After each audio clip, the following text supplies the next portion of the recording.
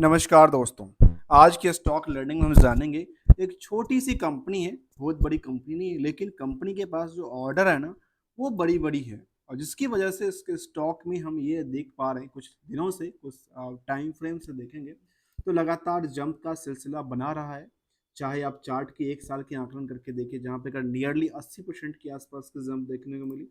ऐसे 6 महीने में देखने को मिला करीब 110% और एक साल में नियरली करीब 270% के आसपास की जंप देखने को मिला। और लेटेस्ट टू लेटेस्ट यदि 5 साल के डेटा को हम आकलन करके देखें तो नियरली ये देखने को मिलती है कि स्टॉक ने करीब करीब 1500% के आसपास नियर पहुंच चुकी है। कंपनी का नाम power and instrumentation Gujarat limited है। कंपनी गुजरात बेस्ड है, नाम से पता चलता है। जिसके आकलन में ये निकल के आती है कंपनी करती क्या है। कंपनी का कामकाज देखा गया तो कंपनी ने करती है, कंपनी कहती है इलेक्ट्रिकल कॉन्ट्रैक्टर है। Company work and the deal in the electrical equipment के ऊपर कामकाज करती है। और रिसेंटली एक सेंटिमेंटल की बात बताऊं तो सेंटिमेंटल में ये निकल के आती है कि इनके पास एक ऑर्डर मिला, किससे पता है, कहती है supply of the plant contract के लिए ऑर्डर मिला, जो कि कॉन्ट्रैक्ट पार्ट 1 है। सप्लाई ऑफ द जो कि इंस्टॉलेशन सर्विस कॉन्ट्रैक्ट है। जो कि इनका ऑर्डर की बात करें तो ऑर्डर में नियरली देखा गया कितने कितने की पता है, नियरली सबसे बड़ी। और मुझे लगता है कि इनके पास मिला है झारखंड बिजली वितरण निगम लिमिटेड से उनके पास ऑर्डर मिला है, खास के किसके लोग के इलेक्ट्रिफिकेशन को लेकर के। उन्होंने कहा कि हमारे पास प्लांट कॉन्ट्रैक्ट को लेकर के, सर्विस कॉन्ट्रैक्ट को लेकर के, और ये कंपनी गुजरात बेस्ड नाम था। और कंपनी का ऑर्डर कहाँ मिलता है, झारखंड में ऑर्डर मिला है। ऑर्डर ऑर्डर कितने का, 18 महीने का टाइम फ्रेम है। और 18 महीने के टाइम फ्रेम में इनके पास ऑर्डर की चर्चा करें तो नियरली कितने का, करीब करीब 23 करोड़ की आसपास की, कितना, 23 करोड़ के आसपास की इनके पास एक ऑर्डर मिलता नजर आता है। जो कि कहती है कि total contract price of the contract, जो कि पार्ट 1 का है, जो कहती है कि the entire scope of the work, जो कि पूरे के पूरे वर्क होने हैं ना, वो कहती है 5 करोड़ 49 लाख का, 59,000 का है total contract price of the contract part 1। इसके टोटल पार्ट के अंदर ये एक पार्ट्स और यहाँ पे देखने को बनती नजर आती है। चलिए, इसका एक पार्ट्स देखने को मिला। आते हैं हम इसकी कंप्लीट स्टडी की तरफ, जहाँ पे लगातार देखने को मिला जो स्टॉक में लगातार बुस्ट करती नजर आती है। इनके पीछे की क्या कहानियाँ, यहाँ पे देखा गया कंपनी का जो बुक वैल्यू है, बुक वैल्यू कहता है कितने का, 40 का। जबकि इंटरेंसिक वैल्यू के बारे में कहती है कितना का, 1.5 गुना, 60 रुपए का। ये था एक आकलन किसके हिसाब से, बुक के हिसाब से। अब एक आकलन कहता है जहाँ पे स्टॉक में क्या कहती है, अर्निंग की बात करता हूँ पहले, क्योंकि अर्निंग कहता है तो यहाँ पे 5 रुपये 34 पैसे पर शेयर की अर्निंग होती है। कितने पैसे के, तो फेस वैल्यू 10 रुपए के, 10 रुपए का शेयर है, 5 रुपये, 5.5 रुपए के आसपास की मानते अर्निंग करती है। और यहाँ पे इस अर्निंग के बेस पे जो शेयर खरीदने की भीड़ लगी है ना, उसको कहते हैं खरीदने की भीड़, और उसको कहते हैं, हम कहते हैं स्टॉक का पी। उस भीड़ में देखा गया तो कहती है 25 गुने की भीड़ है, जिसके हिसाब से स्टॉक की करंट प्राइस कहती है ये। यदि यहाँ पे भीड़ कम हो गया तो क्या होगा, मार्केट की प्राइस सर्ज हो जाएगी। यदि भीड़ बढ़ गई तो मार्केट में क्या हो गई, एक जंप करती नजर आ सकती है। अब इसको एक दूसरी तरीके से समझे तो यहाँ पे कंपनी के बारे में दूसरी एंगल कहती है इस कंपनी का डेट टू इक्विटी क्या कहता है। और डेट टू इक्विटी के बारे में क्या करना है, इसके बारे में करना क्या है, रिकंसिलिएशन। कहाँ से, पिछले तो पिछले डेटा को लेकर के और अभी तक डेटा को लेकर के, आखिर यहाँ का उन्होंने ओवर बर्डन लिया है या अपने आप को डेट्स फ्री किया है, ये एक सवाल बनता है। उसके बाद कहते हैं करंट रेशियो क्या कहती है। करंट रेशियो के बारे में पता है, जो कि खास उस बातों को ध्यान रखा जाता है कि सेल्स के बेसिस में उनमें उधार सेल्स क्या कहता है। मैं कहता हूँ उधार सेल्स क्या है, उस उधार सेल्स में पता है ना, जो कि अर्निंग पर शेयर है, उसको क्या क्या कर रखा है, हीटेड कर रखा है।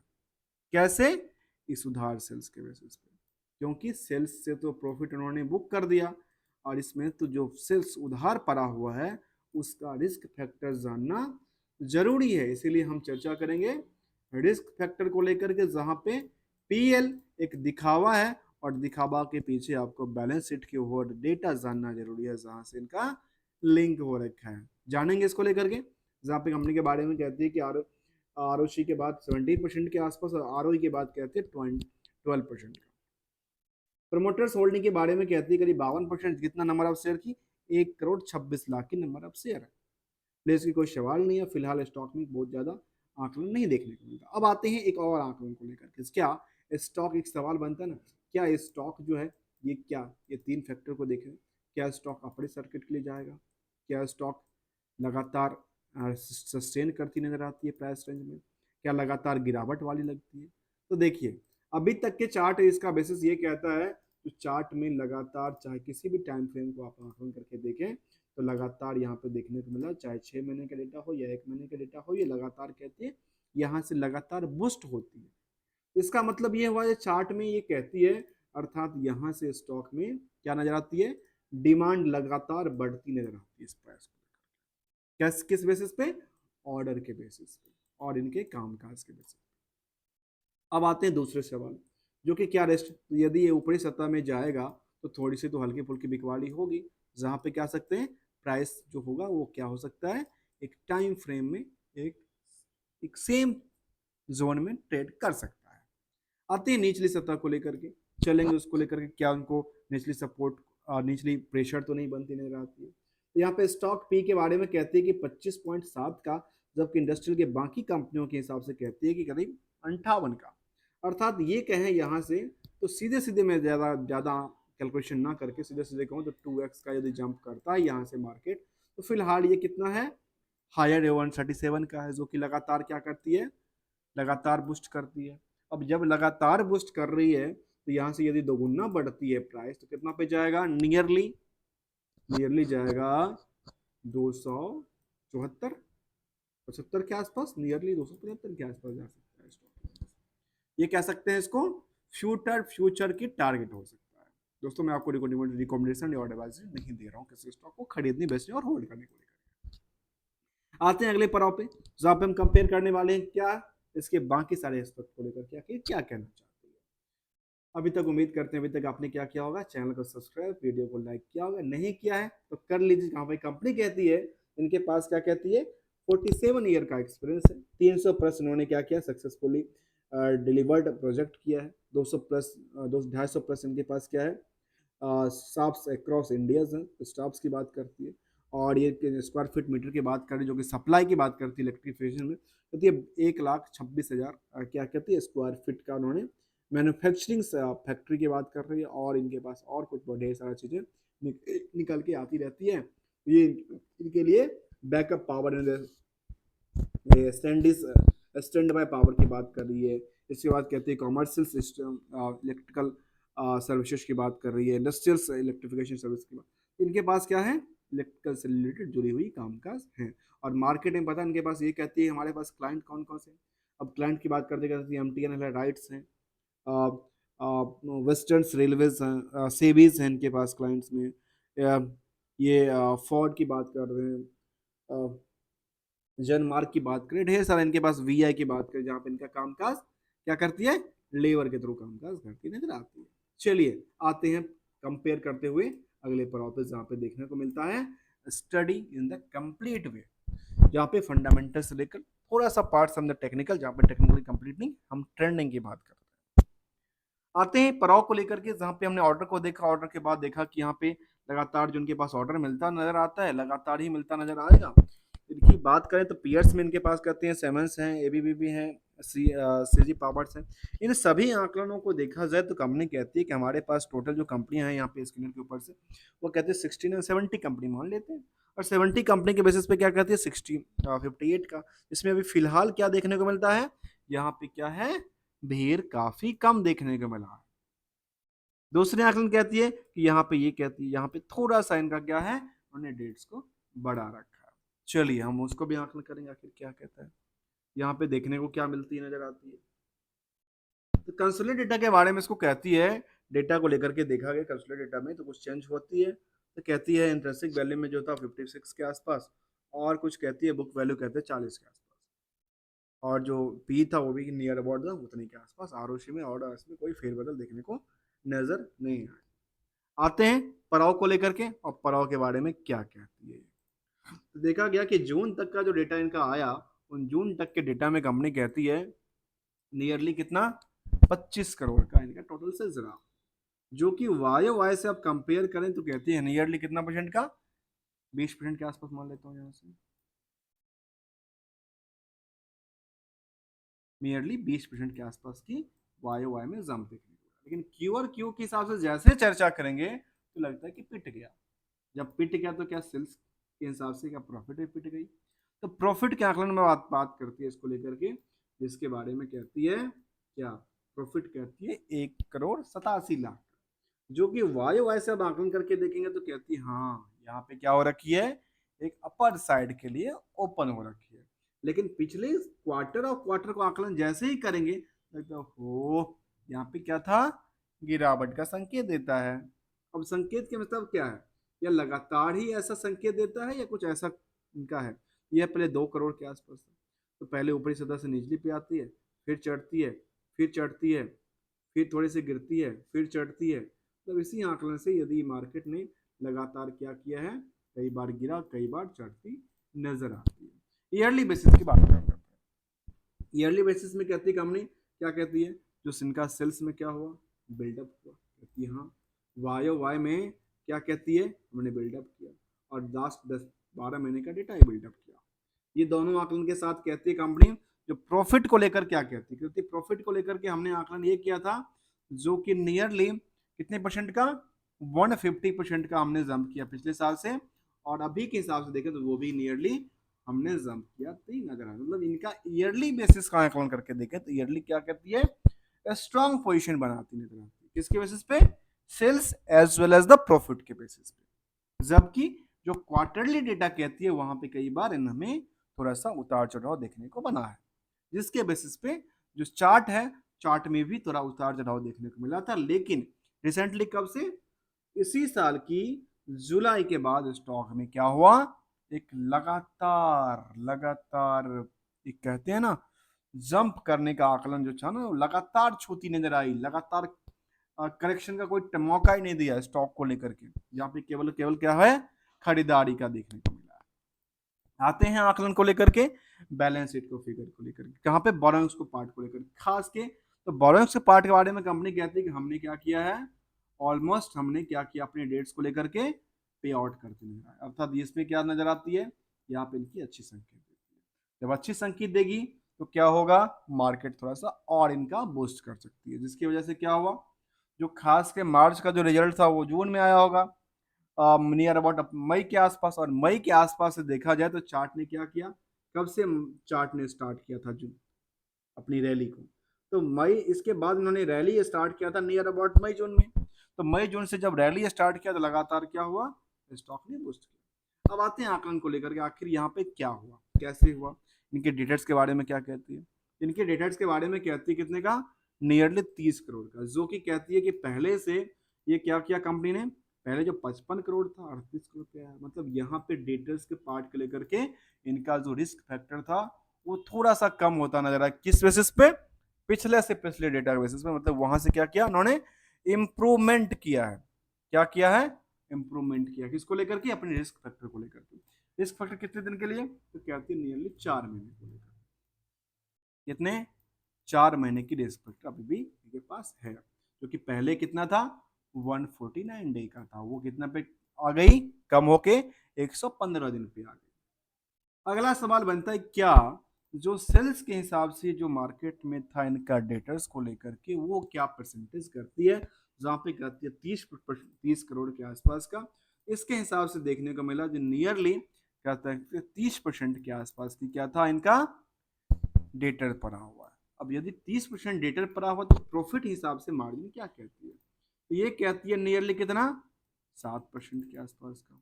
मान लेता हूं यहाँ पे कितना कहती है, नियरली 7, 6.5, 7% के आसपास का क्या था, इसको कहते हैं नेट प्रॉफिट मार्जिन।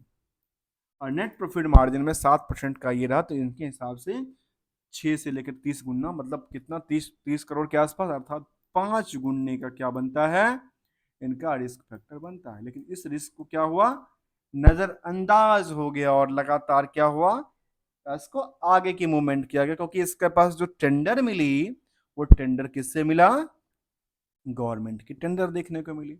और जब गवर्नमेंट ही कोई कंपनी को टेंडर दे रहा तो गवर्नमेंट क्या पैसा लेके बैठ तो नहीं जाएगी। तो ये क्या बनता है, एक सेंटिमेंटल मोटिव बनता है, किसको लेकर के, इन्वेस्टर के मन में। आते हैं अगले प्रॉफिट, जहां पे हम क्या करने वाले हैं, सेंटिमेंटल हमने देखा इसको लेकर के। और आते हैं अगले पड़ाव पे जहाँ पे कहती है AI तिरुपति का इन्होंने एक इमेज डाल रखा है इसके बेसिस पे। और कुछ डेमीज की बात करो तो इनके इलेक्ट्रिशियन कॉन्ट्रैक्टर की बात कर रही है। और कुछ बड़ी बड़ी अपनी प्रोजेक्ट को लेकर के इन्होंने क्या कर रखा है, अपनी वेबसाइट पे इस तरह के इन्फॉर्मेशन दे रखा है, जहाँ पे लिस्ट ऑफ जो क्लाइंट्स हैं इनके पास सारी बड़ी बड़ी क्लाइंट्स का लिस्ट उन्होंने अपडेट कर रखा है। जहाँ पे कहती है कि हमारे पास वोडाफोन से लेकर के BSNL MTNL से लेकर के HAL तक हमारे पास क्या है, क्लाइंट लिस्ट में निकल के आती नजर आती है। तो यदि इनके पास ये बड़ी बड़ी क्लाइंट लिस्ट ही है, जहाँ पे लाइसेंस की बात करो तो इनके पास पैसा खाने वाला कौन बैठा होगा। ज़्यादातर यदि प्रोजेक्ट इनकी गवर्नमेंट और गवर्नमेंट की कंपनियां ही लेती है जिनसे मिलती है, तो फिर पैसा का रिस्क फैक्टर कम बनता है। आते हैं अगले पड़ाव पे जहाँ पे हम जानेंगे सेंटिमेंटल में कुछ और अपडेट को लेकर के। मीडिया रिलीज के बारे में उन्होंने कहा ही था, जो क्या था अपडेट को लेकर के। तो मीडिया रिलीज के बारे में उन्होंने क्या कहा, उन्होंने कहा कि इनके पास क्या मिला था, इनके पास मुख्यमंत्री उज्ज्वला जो कि झारखंड योजना है उसके तहत इनको पास ऑर्डर मिला था। और उसी ऑर्डर को लेकर के इन्होंने जो कि हमने यहाँ पे शेयर किया था, उसी में उन्होंने प्रेस रिलीज भी करती नजर आई कंपनी। अब आते हैं अगले पड़ाव जहाँ पे इन्वेस्टर की पार्ट को लेकर के देखें, जहाँ पे कंपनी में कोई भी FI और DI की तादाद देखने को नजर नहीं आई। तब भी स्टॉक में ये देखने को मिला जो क्या लगातार स्टॉक में जो शेयर होल्डर की जो लिस्ट थी वो बढ़ती नजर आई। तो कहती है हाँ करेक्ट, यहाँ पे लगातार क्या हुई, डिमांड बढ़ती नजर आई। और डिमांड के बाद क्या कहती है, यहाँ पे जो बल्क ट्रेड का ऑप्शन था वो भी ज्यादा देखने को मिलती नजर आई। इस पर भी हम जाएंगे, पहले जानते हैं प्रमोटर को लेकर के प्रमोटर्स क्या है। कहते हैं पद्मराज पद्मावन पिल्लई है इनके मेन प्रमोटर, 25% के आसपास होल्डिंग। बाकी जो कंपनियां हैं इनके पास जो प्रमोटर्स उनके 8-5% होल्डिंग देखने को मिली है। 47% जो होल्डिंग है उसमें से कहती है इनके पास SPK impact services private limited और मनोज अग्रवाल ढेर सारे इनके पास करीब 8-10 लोगों की नाम लिस्ट में है, जिनके पास क्या है, जिनके पास देखने को ये मिला, जिनके पास क्या है अच्छे खासे बिग बुल की तरह कह सकते हैं कि इन्होंने अपनी पोजीशन बना के रखी है। और 47% की जो पोजीशन है उसमें से नियरली ज़्यादातर पोजीशन तो एक बड़े इन्वेस्टर ने ही होल्ड करके रखा, जिसकी वजह से देखने को मिला यहाँ पे नियरली जो नंबर ऑफ शेयर होल्डर है उसकी तादाद थोड़ा सा कम है comparative to the other stocks को लेकर के। जहाँ पे टोटल शेयर की बात कर रही है कंपनी कितने का, 1,26,00,000 का, 1,26,00,000 का ही शेयर है और प्राइस भी 137। तो मार्केट कैप कितना बनता है, 173 करोड़ का पूरा मार्केट कैप ही है स्टॉक। लेकिन मार्केट कैप जिस लेवल पे है उस लेवल से जो परफॉर्मेंस लेवल रहा स्टॉक को पिछले कुछ सालों से, कुछ पीरियड से, कुछ महीनों से एक बूस्ट करती नजर आ रही है। आते हैं बल्क ट्रेड को लेकर के, जहां पर बल्क ट्रेड के बारे में कंपनी कहती है कि 5 अगस्त को उनमें एक बल्क ट्रेड देखने को मिला, जहाँ पे एक ही कंपनी ने खरीदने और बेचने का देखने को बंद नजर आई। जहाँ पे एक कंपनी ने सेल किया था और दो कंपनी ने इसको, एक कंपनी ने इसको बाय किया और फिर उन्होंने सेल, मतलब ऑलमोस्ट ये देखा कि यहाँ पे प्रेशर बनाई गई स्टॉक को बिकवाली को लेकर के। कैसे, उन्होंने सेल किया 120 के ऊपर, फिर बाय किया सेम प्राइस के ऊपर, उन्होंने सेल्स किया था इन्होंने एक प्राइस को, इनका नाम था 119 के आने। अब आते हैं अगले कदम पे जहां पे हम जानने वाले हैं किसको लेकर के, एवरेज को लेकर। क्या आप भी के सिचुएशन में एवरेज क्या कहता है इसको, ये कहता है मार्केट इसका लगातार बुस्ट हो रही है किसके बेसिस पे, केवल और केवल ऑर्डर के बेसिस पे। ऑर्डर यदि मिलता रहे तो मार्केट क्या हो सकती है। और दूसरे फैक्टर की बात करूं जहां एनालिसिस की बात करती है, तो उसके बारे में कंपनी कहती है जो company has almost debts free हो गई। और इनका जो इंप्रूवमेंट की बात कर, जहाँ पे इन्होंने डेटर्स इंप्रूवमेंट की बात किया जो कि हमने पहले बात किया था। और यहाँ पे स्टॉक फिलहाल के ना 3 गुने के आसपास, 4 गुने के आसपास कामकाज कर रही है। और कॉस्ट ऑफ द बोरोइंग्स कहती है जो काफी ज्यादा हाई है। और प्रमोटर्स होल्डिंग की बात करती है जो कि लास्ट 3 साल में 5% के आसपास उन्होंने प्रमोटर ने अपनी पोजीशन को हटाई है, प्रमोटर होल्डिंग से कहीं और पे शिफ्ट करती नजर आई है। लगातार स्टॉक ने क्या बनाई, एक बूस्ट करती नजर आ रही है। तो हमने जानने का प्रयास किया स्टॉक को लेकर के, जहां पे कंपनी के बारे में दोस्तों एक डेटा को वाई में चेक करके देखें तो कहती है 18% का इनकम रिवेन्यू जमता है। और ऑपरेटिंग इनकम भी लगातार बिल्डअप हो रही है, चाहे वो किसी भी टाइम फ्रेम का देखें, नेट प्रॉफिट मार्जिन भी लगातार क्या हुआ, एक बिल्डअप होती नजर आती है। हमने जानने का प्रयास किया कंपनी को पावर एंड इंस्ट्रूमेशंस गुजरात लिमिटेड को लेकर के और इसके सेंटिमेंटल अपडेट को लेकर के, जहाँ पे अपडेट पास एक ऑर्डर मिलता नजर आया है। Thank you so much for joining here दोस्तों।